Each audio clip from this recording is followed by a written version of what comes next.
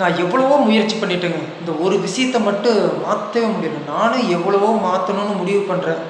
என்னால முடியலைங்க அப்படின்னு பல பேர் சொல்லி கேள்விப்பட்டிருப்பீங்க. ஏன் நம்மளும் சில நேரங்கள்ல சொல்லியிருப்போம். அது எந்த மாரி விஷயங்களா இருந்தாலும், அது நம்ம வாழ்க்கைக்கு தேவையில்லாத விஷயங்கள பத்தி தான் நம்ம பேசியிருப்போம். தேவையில்லாத விஷயங்கள்லேருந்து நம்ம வெளிய வரணும் அப்படின்னா, முதல்ல அந்த விஷயத்தோட தெளிவு நமக்கு தேவைங்க. தெளிவுனா, அதனால ஆகக்கூடிய செயல்கள் என்ன இருக்குது? அது நமக்கு தேவையா? அப்படிங்கிறது முதல்ல ஒரு புரிதல் வேணுங்க.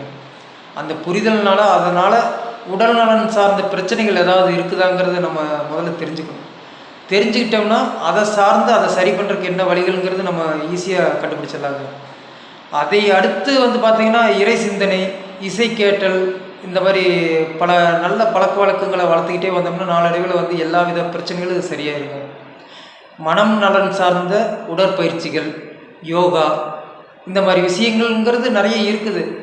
என்ன புரிதல்லேருந்து நீங்க பலவாறு மத்தவங்ககிட்ட பகிர்ந்துக்கும்போது இந்த விஷயங்கள் எல்லாம் வந்து சரியாயிரும்.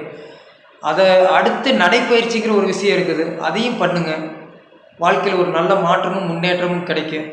நல்லா இருக்கணும்னு மனசுல நெனச்சுக்கிட்டே இருங்க. நல்லா